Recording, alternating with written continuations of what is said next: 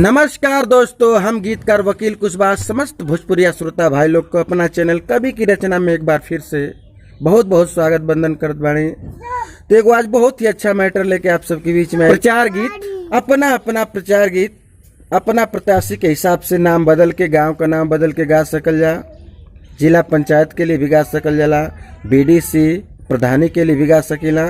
तो नहीं सुनी जा।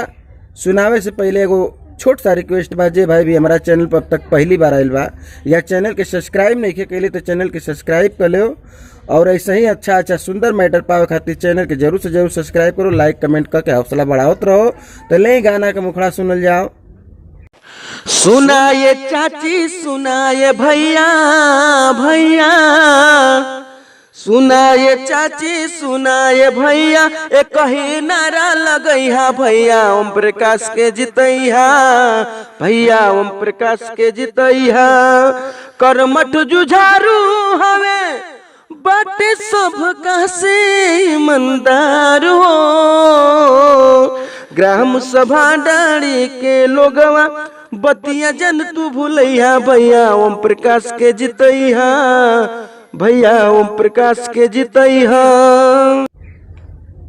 तो गाना का मुखड़ा जैसे रहल भैया, बस नाम बदल सकेला अपन और क्षेत्र के नाम बदल के गा सकेला।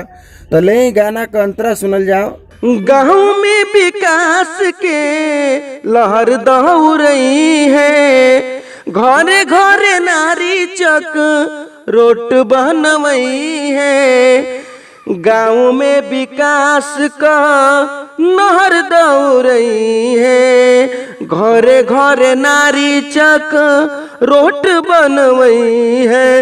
हाथ जोड़े सब कर पड़ी लपैया, हाथ जोड़ी सब कर पड़ी लपैया, ओट देवे जब तू जइहा भैया ओम प्रकाश के जितैहा, भैया ओम प्रकाश के जितैहा। सुख दुख में सबके साथे रहे ले तैयार हो, शोषित गरीबन कई करिह उपकार हो, सुख दुख में सबके साथे रहे ले तैयार हो, शोषित गरीबन कई करिह उपकार हो। संजय वकील अब बात लमानी, इन्हीं पर मोहर लगैहा भैया ओम प्रकाश के जितैहा, भैया ओम प्रकाश के जितैहा।